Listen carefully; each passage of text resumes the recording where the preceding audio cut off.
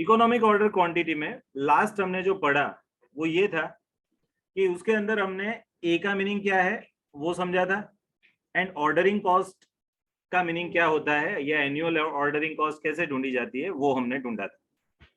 कुछ ये थ्योरम से हमने प्रूव भी किया था कि भाई ये फॉर्मूला कैसे बनी, बट हमने मेनली ऑर्डरिंग कॉस्ट पढ़ा था। अभी हमको पढ़ना है कैरिंग कॉस्ट। अब कैरिंग कॉस्ट की ये फॉर्मूला है बच्चों, देखो सब लोग, ये वाली फॉर्मूला है। अब अभी आपको मैं लॉजिक समझाता हूं कि ये फॉर्मूला कैसे बनी। कैरिंग कॉस्ट की ये वाली formula Q divided by 2 multiplied bye CCPUP है, ये कैसे बनी वो समझते हैं। तो सबसे पहले मैं ये कैरिंग कॉस्ट पर यूनिट पर एनएम को समझाता हूँ, इसका मीनिंग क्या है।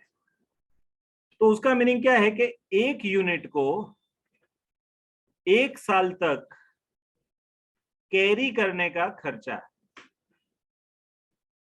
कॉस्ट टू कैरी, मीन्स एक यूनिट को पूरे एक साल तक कैरी करने का खर्चा कितना होता है। ऐसा मान लो हाइपोथेटिकली कि सपोज हमारे पास खुद का स्टोर्स डिपार्टमेंट नहीं, तो हम क्या करेंगे, तो भाई किसी वेयरहाउस वाले के पास जाएंगे और बोलेंगे कि भाई आप मेरे यूनिट को स्टोर करो। हम उसको पूछेंगे कि भाई तू चार्जेस क्या लेगा, वो बोलेगा कि आपका यूनिट कितने रुपए का है भाई, मैं बोलूं कि सपोज 100 रुपए का एक यूनिट है, तो वो बोलेगा कि उसका 5% ले लूंगा आपसे।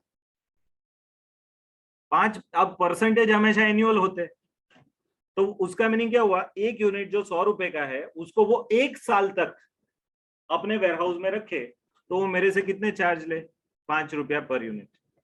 अब ऐसे में 10,000 यूनिट वहां स्टोर करूं तो 10,000 इंटू 5 हो जाता है, बराबर है, that is what I have to pay. But normally मैं पूरे साल तक यूनिट नहीं रखता हूं, मैं तो ये कंज्यूम करता रहता हूं। बट ये हाइपोथेटिकली आप मान लो कि सपोज एक यूनिट को पूरे एक साल तक वहां रखते हैं तो हमको कितना देना पड़ेगा, 5। तो उसी को हम बोलेंगे carrying cost per unit per annum. कैसे ढूंढी जाती है, तो परचेज प्राइस, ये लिखना हो तो लिख सकते हो आप कि मटेरियल की परचेज प्राइस को कैरिंग कॉस्ट के परसेंटेज से मल्टीप्लाइड करके ये मिलता है। कैसे मिलता है, 99% क्वेश्चंस में ये वाला जो मैंने लिखा है ना, वो फॉर्मूला से आपको carrying cost per unit per annum मिल जाएगी। कुछ सम में तो डायरेक्टली दे देंगे, बट 99% सम में हमको परचेज प्राइस दे देंगे, और वो परचेज प्राइस को ये कैरिंग कॉस्ट के परसेंटेज से मल्टीप्लाइड करके हम carrying cost per unit per annum ढूंढ सकते हैं, बराबर है। तो पहले मैंने ये समझा दिया, अब मैं आपको लॉजिक समझाता हूं कि भाई ये Q डिवाइडेड बाई 2 क्यों है और उसका मीनिंग क्या है। तो भाई Q डिवाइडेड बाई 2 का मीनिंग होता है एवरेज क्वांटिटी। क्या मीनिंग होता है, एवरेज क्वांटिटी ऑर्डर्ड, मीन्स हम जितनी क्वांटिटी ऑर्डर करते हैं हर एक ऑर्डर में उसको Q बोलते हैं। क्या बोलते हैं, Q। तो उसका average that is Q by 2। अब इसका लॉजिक समझाता हूं कि भाई ये Q बाई 2 क्यों लेने का, वो लॉजिक समझ लो। तो वो लॉजिक मैं इधर बताता हूं कि सपोज ये ग्राफ ड्रॉ करता हूं, देखिएगा। हाइपोथेटिकली ऐसा मान लो कि 5 डेज अ वीक है जहां प्रोडक्शन होता है, और अभी मैं ये एक वीक के कंजम्पशन का पूरा ग्राफ ड्रॉ कर रहा हूं। तो सपोज मंडे बिगिनिंग में या संडे एंड में मैंने 50 यूनिट का स्टॉक कर दिया, यहाँ क्वांटिटी है, यहाँ क्या है, डेज है, यहाँ क्या है, डेज है। बच्चों एक मिनट, तो मैं Q डिवाइडेड बाई 2 का लॉजिक समझाता हूं कि सपोज मैंने 0th डे पे मीन्स संडे एंड को या फिर मंडे बिगिनिंग को 50 यूनिट ले आया, और ऐसा मान लो कि हर रोज आप 10 यूनिट कंज्यूम करते हो, तो हर रोज आपका क्या स्टॉक कम होता जाएगा। अगर आज मैंने 50 यूनिट स्टोर करने को दिए हैं तो डे 1 के एंड में मेरे पास स्टॉक कितना बचेगा, सिर्फ 40 यूनिट का। क्यों, क्योंकि पहले दिन के एंड में 10 यूनिट तो कंज्यूम हो जाएंगे। दूसरे दिन के एंड में मेरे पास स्टॉक कितना बचेगा, 30 यूनिट का। चौथे दिन के एंड में, सॉरी तीसरे दिन के एंड में मेरे पास स्टॉक कितना बचेगा, 20 यूनिट का। चौथे दिन के एंड में मेरे पास 10 यूनिट का ही स्टॉक बचेगा, और 5वें दिन के एंड में तो ये 10 यूनिट भी पूरे कंज्यूम हो जाएंगे। तो है ना, हाईएस्ट मेरे पास 50 यूनिट थे at the beginning of a week, और 5 डेज ए वीक में at the end of a week means at the end of a 5th day मेरे पास कितने यूनिट थे, 0। तो ये जो मेरे 50 यूनिट और ये 0 यूनिट, दो एक्सट्रीम क्वांटिटी है, एक हाईएस्ट क्वांटिटी है, एक लोवेस्ट क्वांटिटी है। हाईएस्ट 50 है, लोवेस्ट 0 है, तो 50 highest plus lowest 0 divided by 2 ये करूं तो मेरा एवरेज आता है 25 यूनिट। तो आइडियली 0 को तो ऐड ही करना है। क्यू क्या था? Q is quantity ordered. मैं हर हफ्ते ऑर्डर करता हूँ 50 यूनिट और फिर कंज्यूम कर लेता हूँ। तो यहाँ ये वाले केस में आप समझो, तो मेरा Q plus 0 divided by 2 that is my average quantity. तो मेरा कैरिंग कॉस्ट कितने पे लगेगा? ये 25 यूनिट पे on an average carrying cost लगेगा, है ना। आइडियली देखो तो 50 यूनिट में पूरे वीक तक, पूरे एक दिन तक भी कैरी नहीं करता हूँ। मैंने तो बीच में एग्जांपल लिया था कि सपोज एक यूनिट को एक दिन कैरी करने का भी वो 2 रुपया लेता है मेरे पास। तो आज सुबह मैंने यूनिट रखे 50, बट शाम तक तो 10 यूज कर लिए, तो मैं भाड़ा तो सिर्फ 40 का ही दूंगा, 40 को एक दिन कैरी करने का भाड़ा दूंगा। फिर दूसरे दिन को तो 30 का ही भाड़ा दूंगा, क्यों? क्योंकि दूसरे 10 यूनिट कंज्यूम हो जाएंगे। ऐसे करते करते हर रोज का भाड़ा कम होता जाएगा। सो दैट इज वाई हम क्या करें, उसको एवरेज कर लेते हैं, Q डिवाइडेड बाई 2 करके क्वांटिटी को एवरेज कर लेते हैं, एंड फिर उसको ये कैरिंग कॉस्ट से हम मल्टीप्लाई करते हैं। बराबर है। तो अब ये कंसेप्ट हमने पढ़ा। अब हम एंटायरिटी में कुछ एग्जाम्पल्स प्रैक्टिस करेंगे। तो सब लोग मेरे साथ देखिएगा वो एग्जाम्पल्स को। अभी मैंने ये ऑफलाइन वाले बच्चों को कुछ एग्जाम्पल्स कराए हैं, एक दो छोटे छोटे। अब ऑनलाइन वालों आप लोगों को ये चीज मैं जरा क्विकली बताना चाहता हूँ, जरा देखिएगा।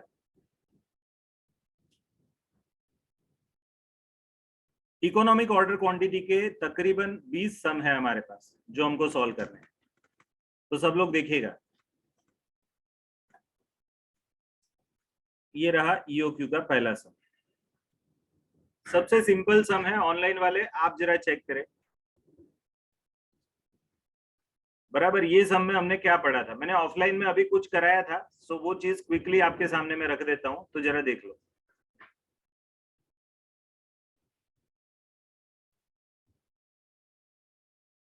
चलो ये सम में जरा पढ़ो क्या क्या दिया है। तो calculate the economic order quantity ऐसा पूछा है। देखो, कैलकुलेट द ईओक्यू। तो पहला क्वेश्चन तो ये है कि ईओक्यू ढूंढ के बताओ फ्रॉम द फॉलोइंग इन्फॉर्मेशन। फिर आगे लिखा है also state the number of orders to be placed in a year. ये दूसरा क्वेश्चन है। अब यहाँ आपको हिंट मिलनी चाहिए कि ये number of orders to be placed in a year क्या होता है।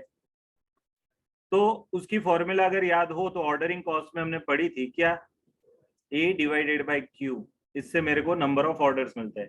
याद करो वो 10,000 यूनिट ए, हर बार हम 1000 यूनिट ऑर्डर करते हैं, तो 1000, 10,000 डिवाइडेड बाई 1000, तो सालाना ऑर्डर कितने होंगे? 10। ऐसा हमने पढ़ा था ना, उसके जैसा ही पूछा है। तो that is A divided by Q. तो दो क्वेश्चन है।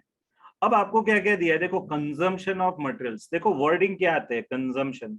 बीकॉम वाले बी केयरफुल, वहां डिमांड आता था, इधर आपको क्लियर कट क्या लिखा है, कंजम्पशन। कंजम्पशन का मीनिंग क्या होता है? वपराश, यूटिलाइजेशन। बराबर, कितना है? और पर एनम लिखा है। Per annum means, per annum का मीनिंग होता है सालाना, दर वर्ष से। ठीक है। अब ये मेरे लिए क्या है? ए है। ए का मीनिंग क्या है? Annual consumption. फिर दूसरा है order placing cost per order. So per order ordering cost दे दी है, तो दिस इज माय ओ। फिर cost per KG of raw material. ये क्या है सर? आइडियली ये परचेज कॉस्ट है पर KG of raw material. Means जब आप रॉ मटेरियल बाय करोगे ये 10,000 केजी, तो 1 केजी 2 रुपए का आएगा। तो 10,000 केजी का पूरे साल का मिला के 20,000 रुपए का परचेज आएगा। बट उसमें पर यूनिट का 2 रुपए का खर्चा है, परचेज कॉस्ट। अब वो उसको कैरी करने का खर्चा, स्टोरेज कॉस्ट इधर दी है 8% ऑफ एवरेज इन्वेंटरी। उसका मीनिंग क्या होता है? ये 8% को आपको किससे मल्टीप्लाइड करना पड़ेगा? ये परचेज प्राइस से। तो मैं 2 रुपए का एक यूनिट स्टोर करता हूँ 1 साल के लिए, तो वो बोलता है मैं आपसे 8% लूंगा आपकी जो परचेज प्राइस है ना उसका। सो 2 रुपए का 8% कितना होता है? 0.16। और उस हिसाब से अब चलो ईओक्यू की फॉर्मूला लगाओ आप लोग, ऑनलाइन वाले खास। What is the formula of EOQ? मैं लिखता हूं इधर, under root of 2AO upon C, ये फॉर्मूला है। अब ये फॉर्मूला के हिसाब से चलो फिगर्स लिखे हम। क्या लिखेंगे? Under root of 2 multiplied by क्या है? 10,000 kgs, that is A, multiplied by ordering cost कितनी है? 50 रुपया, डिवाइडेड बाय क्या है? कैरिंग कॉस्ट कितना है? तो 0.16, ये जो हमने ढूंढा वो। अब है ना, कैलसी पे पहले क्या करो, न्यूमरेटर लिखो, अंश। क्या? 2 मल्टीप्लाइड बाय 10,000 मल्टीप्लाइड बाय 50, ये जो भी आता है उसको 0.16 से डिवाइड करो। बराबर है। वो जो आता है उसका अंडर रूट करो, तो दैट कम्स टू 2500। चेक कर लो, आता है। ऑनलाइन वाले खास चेक करें, 2500 यूनिट आने चाहिए। कौन से सीक्वेंस में काम करना है, 2 मल्टीप्लाइड बाई 10,000 मल्टीप्लाइड बाई 50, ये करके उसको 0.16 से डिवाइड करो, जो आता है उसका अंडर रूट करो, बराबर है 2500 आएगा, दैट इज ईओक्यू। दूसरा क्वेश्चन है एनुअल नंबर ऑफ ऑर्डर्स, उसकी फॉर्मूला तो इधर हमने लिखी ही है। एनुअल नंबर ऑफ ऑर्डर्स में ए लिखेंगे, ए कितने हैं 10,000, एंड हर बार क्वांटिटी कितनी ऑर्डर करेंगे, ईओक्यू को ही हम क्यू बोलते हैं, तो हर बार 2500 यूनिट क्वांटिटी ऑर्डर करते हैं, तो अब मेरे सालाना कितने ऑर्डर होंगे, 4, हर बार 2500 यूनिट ऑर्डर करूंगा। अब है ना, ये सब में मैं कुछ एक्स्ट्रा कराता हूं, यहां मैं ईओक्यू का मीनिंग जस्टिफाई करता हूं कि सच में 2500 यूनिट मेरी ईओक्यू है। कैसे जस्टिफाई करोगे, हमने क्या पढ़ा था उसकी डेफिनेशन में कि annual ordering cost and annual carrying cost same होगी, ईओक्यू अगर क्वांटिटी होगी तो चलो एनुअल ऑर्डरिंग कॉस्ट ढूंढ के बताओ। What is the formula of annual ordering cost? A divided by Q, that is number of orders, multiplied by ordering cost per order. ऐसी formula है। तो अब मेरे को बताओ A कितना है 10,000, Q कितना है 2500, मीन्स 4 ऑर्डर हो गए, मालूम पड़ गया, multiplied by her bar order करने का खर्चा कितना 50, तो 4 मल्टीप्लाइड बाय 50 मीन्स 200 रुपए का मेरा एनुअल ऑर्डरिंग कॉस्ट आ गया। अब है ना, अगर ईओक्यू सही है तो कैरिंग कॉस्ट भी एनुअल इतना ही आना चाहिए, क्योंकि फॉर्मूला ये है कि it is ordering cost and carrying cost is same and minimum. तो देखो सेम आएगी कैसे, अब मैं एनुअल कैरिंग कॉस्ट ढूंढता हूं। कैरिंग कॉस्ट की फॉर्मूला क्या है, Q divided by 2 multiplied by carrying cost per unit per annum, ये वाली फॉर्मूला है।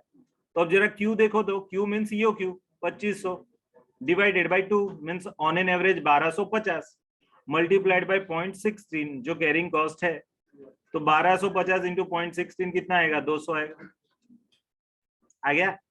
तो प्रूवन हो गया ना भाई कि भाई ये जो 2500 यूनिट है उस पे हमारा annual ordering cost and carrying cost कैसा होता है, सबसे मिनिमम, एंड दूसरा कैसा इक्वल। ये दोनों चीजें एक साथ टैली होनी चाहिए। अब है ना 2500 के अलावा अगर आप कोई भी क्वांटिटी ऑर्डर करते हो हर बार, सपोज कोई 2200 ऑर्डर करे, कोई 3000 ऑर्डर करे, कोई 50 ऑर्डर करे, कोई 100 ऑर्डर करे हर बार सपोज, तो मैं बता रहा हूं उसका ordering cost and carrying cost का टोटल इधर कितना आता है 400 आता है ना, 200 प्लस 200। हमेशा ये 2500 के अलावा का कोई भी यूनिट का आप लेवल लिख लो एंड फिर ढूंढो एनुअल ऑर्डरिंग कॉस्ट, ढूंढो एनुअल कैरिंग कॉस्ट। मैं गारंटी देता हूं ये 400 से तो वो ज्यादा ही आएगा। सर प्रूव करके दिखाओ, कोई बात नहीं, आप बोलो ऐसा करेंगे तो देखो मैं प्रूव करके दिखाता हूं। चलो देखो इधर प्रूव करता हूं। ये पहला सम है आज के, ये सम में ही सब कुछ दिखा देता हूं। क्या बताना चाहता हूं, सपोज एट ईओक्यू देख लो, एट ईओक्यू, ईओक्यू कितना था 2500 यूनिट था। सपोज एक लेवल में उससे ज्यादा यूनिट का डिसाइड करता हूं कि सपोज हम क्यू 3000 करते हैं, 2500 क्यू 3000, या फिर चलो ना 5000 कर देते, 2 ही ऑर्डर खत्म हो गया। एंड दूसरा मैं क्यू करता हूं ये 2500 से कम, चलो 2000 करता हूं, ऐसे ही रफली जस्ट टू जस्टिफाई। अब है ना मेरा एनुअल ऑर्डरिंग कॉस्ट ढूंढो। चलो एनुअल ऑर्डरिंग कॉस्ट कैसे आएगा, तो 10,000 दैट इज ए, फॉर्मूला क्या है ऑर्डरिंग कॉस्ट की, A divided by Q multiplied by O.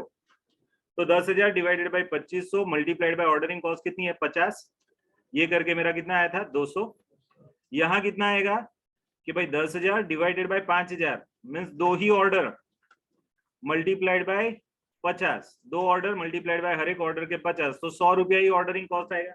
Ordering cost 200 से कम आई, देखो कम आई, बट अभी पिक्चर बाकी है बराबर। इधर देखो इधर कितना आएगा, इधर 5 ऑर्डर हो जाएंगे, कैसे 10,000 डिवाइडेड बाय 2000, तो 5 ऑर्डर हो गए सालाना, और हर एक ऑर्डर का 50 रुपया, कितना आ गया 250, 5 मल्टीप्लाइड बाय 50 250। अब आप कैरिंग कॉस्ट ढूंढ लो एनुअल, फॉर्मूला क्या है Q divided by 2 multiplied by C that is carrying cost per unit per annum. Check करो, चलो यहाँ 2500 क्यू है ना, डिवाइडेड बाय 2 करो 1250 मल्टीप्लाइड बाय 0.16 करो 1200 इंटू 0.16 200 आएगा। यहां करो ऐसा क्या 5000 Q divided by 2 multiplied bye 0.16 करो 400 हो जाएगा, बढ़ गया। और इधर करो, चलो इधर 2000 है, 2000 डिवाइडेड बाय क्या करो 2 मल्टीप्लाइड बाय 0.16 करो, ये कितना आएगा 160। अब टोटल करो, मेन तो चीज ये है, ये कंसेप्ट सच है, कैसे मालूम पड़ेगा? ये टोटल से, यहाँ टोटल कितना है 400, यहाँ टोटल कितना है 500, यहाँ टोटल कितना आ रहा है 410। तो सबसे बेस्ट कौन सा है भाई? नॉर्थ, साउथ, ईस्ट और west, EOQ is the best, है ना? कुछ भी करो, ज्यादा करो कम करो, मैं बता रहा हूँ ईओक्यू जितना ordering cost and carrying cost कम कहीं नहीं आएगा, बट टेकन टुगेदर दोनों का टोटल करके। अब इंडिविजुअली देखो, ऑर्डरिंग कॉस्ट सबसे कम कहाँ है? इंडिविजुअली, इंडिविजुअली यहां है देखो। इंडिविजुअली कैरिंग कॉस्ट सबसे कम कहाँ है? देखो इधर है। But collectively ordering cost and carrying cost का इकट्ठा टोटल सबसे कम कहाँ है? इधर। और ये पॉइंट को हम ईओक्यू बोलेंगे। Are you getting everyone? Justify हो रहा है? बराबर। एक जादू दिखाता हूं, एक जादू। अब ये 400 हमने कैसे ऐसे मेहनत करके ढूंढा ना, ordering cost plus carrying cost 200 plus 200, और ये 200 ढूंढने के लिए ये वाली फॉर्मूला, ये वाली फॉर्मूला। एक और फॉर्मूला भी है ऐसी, 2AOC, डिवाइडेड बाई नहीं करने का, ऐसा करते। अब ये फॉर्मूला से मालूम क्या पड़ेगा? मालूम ordering cost and carrying cost का टोटल मालूम पड़ जाएगा। जवाब 400 आएगा। देखो चेक करो, 2 मल्टीप्लाइड बाय कितना? 10,000 मल्टीप्लाइड बाय 50 मल्टीप्लाइड बाय 0.16 करो, चेक करो 400 आता है। तो है ना, आप लोग कैलसी पे करते रहोगे, हम तो ऐसे ही ढूंढ लेंगे, है ना? मैं पूछूंगा ordering cost and carrying cost annual ढूंढ के बताओ। अब किसी को ये फॉर्मूला नहीं मालूम तो वो बंदा क्या करेगा? ये पहली फॉर्मूला लिखेगा, दूसरी लिखेगा, ये ढूंढने से पहले ईओक्यू ढूंढेगा, एंड फिर 10 मिनट सर आई गयो अब आई गयो हमारा मिनटों में आ जाएगा। ऐसा कैलकुलेट, मैं तो कैलसी ले लूंगा, जवाब आ जाएगा तुरंत। अब ये फॉर्मूला है एक्चुअली किसकी? ये भी एक फॉर्मूला याद करनी है, annual ordering cost and annual carrying cost की फॉर्मूला है बच्चों, ठीक है? सर ये सब कहाँ लिखने का टेंशन मत करो, सभी मैंने पेम्पलेट में लिखा हुआ है। आपका नोटबुक में किसी का छूट भी गया तो टेंशन नहीं है मेरे को, क्योंकि मैंने वो कंसेप्ट जहां लिखा है ना, वहां ये सब पॉइंट्स लिखे हैं। तो सब लोग देखो, ये रहा ईओक्यू। यहाँ थ्योरम में हमको प्रूव करना है क्या? कि भाई ordering cost should be equal to carrying cost. ये वाला लॉजिक लिखना है, मैं लिखता हूं अभी बाद में, बराबर? हाँ यहाँ नहीं लिखा है, चलो तो लिखाना पड़ेगा। लिखो लिखो, चलो ईओक्यू लिखो, टाइटल लिखो। चलो मेरे को उसके रिलेटेड 5 मुद्दे लिखाने, लिखो। मेरे को लगा इसमें है, नहीं है, डिलीट है। लिखो चलो, ईओक्यू का कंसेप्ट लिखो। पहले तो फॉर्मूला लिख दो। क्या लिखोगे ईओक्यू की फॉर्मूला? क्या लिखोगे? ये वाली, what is EOQ? Under root of 2AO divided by C, ये फॉर्मूला लिखो। फिर क्या लिखो? ए का मीनिंग लिखो। A means annual consumption, A is equal to what? Annual consumption. लिखो ईओक्यू की फॉर्मूला लिखी, फिर ए का मीनिंग लिखा, A stands for annual consumption.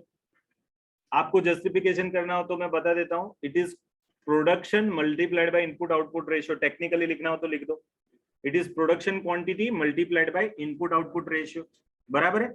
ए का मीनिंग लिख दिया आपने, ओके। अब ओ लिखो, O is equal to ordering cost per order, ऐसा पूरा लिखना। ओ एब्रिविएशन है बट पूरा वर्ड क्या है? Ordering cost per order. फिर उसके नीचे उसकी फॉर्मूला लिखो। क्या फॉर्मूला है भाई ऑर्डरिंग कॉस्ट की? A divided by Q multiplied by what? O, that is ordering cost per order। मिला? ओके। अब उसमें एक नया कंसेप्ट आ गया, क्या? एनुअल नंबर ऑफ ऑर्डर्स का, A डिवाइडेड बाय Q वाला। तो उसके लिए मैं अलग से लिखाऊंगा आगे जाके, है ना? अभी आप C लिखो सीक्वेंस में, सीक्वेंस में C लिखो, उसके बाद लिखो C। C is equal to what? Carrying cost per unit per annum. लिखा आपने? C is equal to carrying cost per unit per annum, okay. अब वो कैसे ढूंढा जाता है वहां लिखो, it is Q divided by 2 means क्या? Average quantity. Q divided by 2 के नीचे आपको लिखना हो तो एवरेज क्वांटिटी लिख दो, Q divided by 2 multiplied by C। C का मीनिंग है कैरिंग कॉस्ट पर यूनिट पर। तो Q डिवाइडेड बाई 2 के नीचे आपको लिखना है तो लिख दो एवरेज क्वांटिटी, एंड C का मीनिंग लिखो, C is nothing but purchase price multiplied by carrying cost percentage. अब ये 99% सब में ये चलेगा बट 1% में नहीं चलेगा। सर नहीं कहाँ चलेगा? दिखाऊंगा वो सब। बराबर है, ओके। जहां वो 1% चांस है कि 99% में से तो ऐसा ही आएगा, बट एक परसेंटेज सम है, ऐसा एक सम है मेरे में जिसमें ये परसेंटेज से नहीं आता, अलग तरीके से दिया है, मैं कराऊंगा, एक दो सम मिल जाएंगे। चलो मिला आपको, चलो अब उसके नीचे लिखो, पहले तो हमने ये फॉर्मूला लिख दी, सब कुछ लिखा, अब आगे लिखो एनुअल नंबर ऑफ ऑर्डर्स। क्या लिखेंगे? Annual number of orders.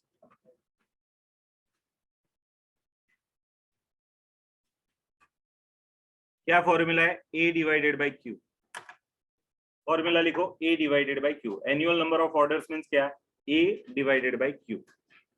तो देखो ईओ क्यू लिखा, फिर उसके नीचे ए ओ सी लिखा, अब ये लिखा annual number of orders.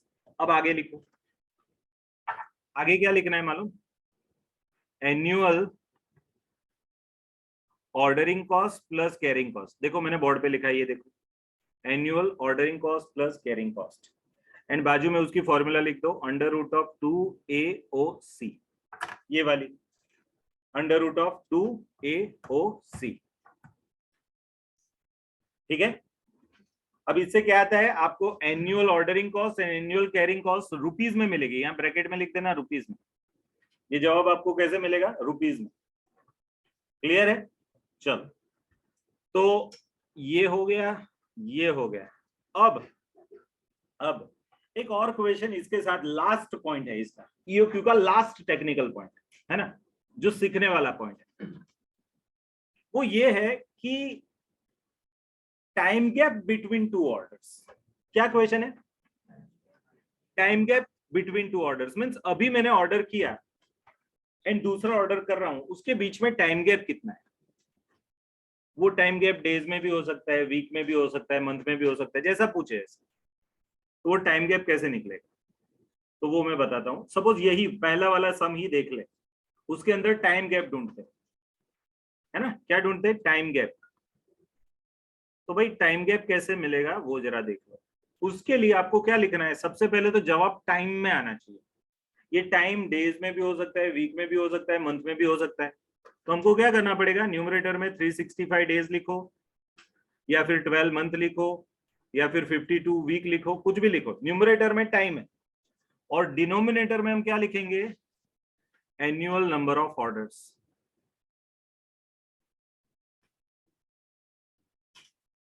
Sir ये कैसे? मैं बताता हूं, चलो मेरे को ये सब में बताओ। 365 दिन है और एनुअल ऑर्डर्स कितने हैं? ए डिवाइडेड बाई क्यू कितना है भाई? ये सब में है। तो भाई ये 4 नंबर ऑफ ऑर्डर है ना, 4, A divided by Q 10,000 divide by 2500, तो 4 है। तो 365 डिवाइडेड बाई 4 करो, चलो कितना आता है? 91.25। तो 91 दिन, 91.25 दिनों के बाद मैं नया ऑर्डर करूंगा। अभी मैं 2500 यूनिट लाया, कितने टाइम तक चलेगा? 91.25 दिनों तक। फिर वापस से ऑर्डर करूंगा दूसरी बार, फिर वो 91.25 डेज चलेगा, वापस से ऑर्डर करूंगा, वापस से वो 91.25 डेज चलेगा, वो लास्ट वाला ऑर्डर करूंगा, वो भी 91.25 डेज चलेगा। साल खत्म, 4 ऑर्डर खत्म। Are you getting? बट अभी यही चीज किसी को मंथ में चाहिए, तो मैं क्या लिखूंगा? 12 डिवाइडेड बाई 4 दैट इज 3। तो हर 3 महीने पे एक ऑर्डर करूंगा। वैसे भी देख लो 91.25 डेज अप्रोक्सीमेटली 3 महीने के आजू बाजू ही हो रहा है। तो अगर 12 डिवाइडेड बाई मैं क्या कर दूं 4, तो मेरे को हर क्वार्टरली ऑर्डर देना है, हर 3 महीने ऑर्डर देना है, ऐसा मालूम पड़ेगा। Are you getting? अगर मेरे को 52 वीक डिवाइडेड बाई 4 करना है, चलो करो 52 वीक डिवाइडेड बाई 4, 10.5 वीक्स आएंगे। सॉरी कितना आता है? 13 आते हैं ना। 52 डिवाइड बाई 4 सीधा, मैं 5 से कर रहा था, सॉरी गलती हो गई माइंड में। तो 12 divided by 4 means 13 week. So हर 13 वीक के बाद मेरा क्या नया ऑर्डर बनेगा। अब 13 वीक को आप डेज में कन्वर्ट करो, 13 मल्टीप्लाइड बाई 7, 91 के आजू बाजू आता है। Are you getting? तो ये है लास्ट कंसेप्ट। यहाँ ईओक्यू खत्म, यहाँ ईओक्यू के रिलेटेड टेक्निकलिटी खत्म, मूल कंसेप्ट खत्म, बट वेराइटीज चालू हो गया। कंसेप्ट खत्म, बट पूछने के जो अलग अलग तरीके हैं ना, उसमें 20 टाइप के सम्स है, 15-20 टाइप के सम मिलेंगे। अभी ये जो किया ना वो सबसे सिंपल प्लेन सम था, प्लेन डोसा। अब हमारे पास तो वैरायटी कितनी है इधर? 20 की है इधर, 15-20 तो वैरायटी बन जाएगी। और आपको उतने 15-20 एग्जाम्पल भी मैंने दिए हैं। उसमें क्या है कि 2-4-5 वैरायटी रिपीट होगी, बाकी में हर एक में कुछ ना कुछ तो नया मिलेगा। हाँ इसमें ये आया, उसमें वो आया, उस टाइम मैं क्या करूंगा, ऐसा ऐसा करूंगा, आपको लिखना है, फिर समझा दूंगा, फिर आपको लिखना है। बराबर है। तो ओरिजिनल ये कंसेप्ट खत्म है। किसी को कुछ डाउट है इधर? इतना जो पढ़ा है उसके अंदर कुछ डाउट है? इतना भी डाउट है तो पूछ लो। और ये जो मैंने प्रूव करा है ना, हर एक समय में ये सब चीजें प्रूव करा सकता हूँ, आप भी कर सकते हो, क्योंकि ये फंडामेंटल है। बराबर है। तो आई थिंक, आई होप कि ईओक्यू के बारे में अब आपकी जानकारी और मेरी जानकारी सेम है। अभी तक आप जो भी थे, फाउंडेशन वाले थे या फिर बीकॉम बाद आए थे, और मैं क्या था, सीए में प्रोफेशनल था। अब ईओक्यू में मैं जितना जानता हूं ना, उतना ही आप जानते हो। अब क्या बाकी है हमारा मालूम? वैरायटी की प्रैक्टिस करना। कंसेप्ट समझ लिया, कंसेप्चुअली अब हम क्लियर है, बट अभी देखना क्या बाकी है, वैरायटीज। तो वो वैरायटीज अब हम 1 बाय 1 करेंगे। बराबर है। एक करा दूं कि फिर कल कराऊं, आप बताओ, हाँ या ना, कराऊं या नहीं? चलो करा, एक वैरायटी कराओ, उसके लिए हम वोटिंग कराते हैं। एक ही आदमी, चल भाई चल। ये है ना, लेथार्जिक लोग हैं, लोगों को अभी करने की जरूरत नहीं, थक गए हैं, है ना, कोई बात नहीं, कल करेंगे।